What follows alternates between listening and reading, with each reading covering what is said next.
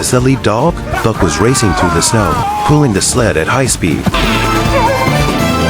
Perrault and his wife were calling out to Buck, urging him on. Suddenly, an avalanche occurred not far away, frightening the couple. They quickly commanded Buck to turn left, but to their astonishment, Buck ran straight towards the avalanche. The danger loomed closer and closer, but at the critical moment, Buck led the sled team into a cave, successfully steering the team out of danger.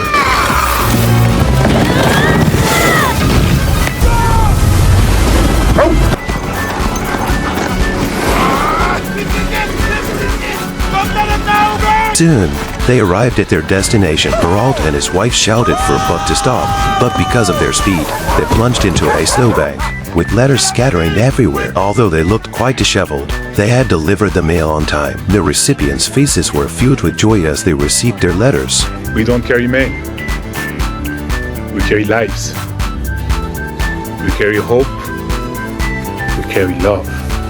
Buck unconsciously gazed into the distance, where the call of the wild beckoned him. An old man ran up anxiously. Seeing this, Buck made an emergency stop, causing Perrault to fall heavily to the ground. Perrault complained that the old man had arrived too late and refused to accept his letter. Unexpectedly, Buck took the letter in his mouth and handed it to Perrault's wife. Because to the old man, this letter represented hope and anticipation. With the advent of the telegraph, traditional mail delivery was rendered obsolete. As a result, Perrault lost his job. He sold his sled team and sold Buck and the other dogs to a trader. A gold miner dressed in red bought a sled team, but he was extremely harsh with them. He not only whipped them, but also blamed Buck for being lazy when they were too exhausted to move. He even took out a gun and was about to shoot Buck. At this critical moment, an old man appeared with a shotgun. He stopped the gold miner and angrily pushed him down. In this way, the old man saved the dying Buck. 2 days later, Buck finally woke up, and at that moment, the old man was drinking one glass of alcohol after another. Buck knocked over the old man's glass and carried away his bottle. He opened the door,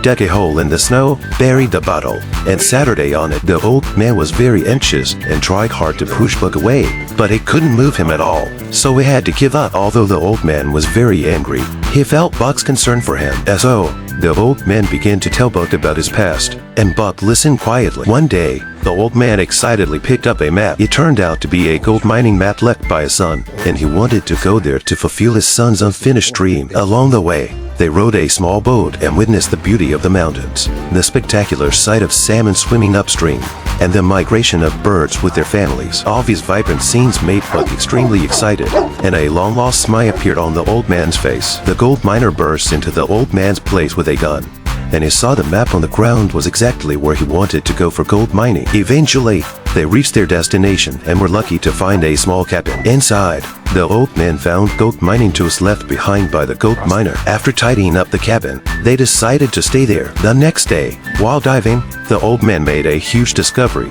He found a piece of gold, which made him ecstatic. Buck tried to imitate the old man but ended up picking up a rock instead. The old man explained to Buck that what he held was gold. After some effort, Buck retrieved a huge piece of gold, but the old man didn't notice. So, Buck threw the gold back into the river. Buck encountered a white wolf and successfully saved the wolf king. In the days that followed, Buck joined the wolf pack on hunts. His hunting skills were exceptional, even catching flying pheasants and delivering caught salmon to the old man. Buck fully integrated into the wolf pack and even found love. Seeing this, the old man felt very gratified. One day, the old man seemed to have gone mad. He threw most of the gold he had panned back into the river, keeping only a few pieces. He told Buck that he was about to leave, and Buck showed a very reluctant expression. Without Buck's company, the old man appeared particularly lonely. Suddenly, a gunshot rang out, startling the old man and causing him to drop his oil lamp. The gunshot awakened Buck. The old man and the gold miner began to struggle with each other. Another gunshot sounded, and the bullet hit the old man. In response,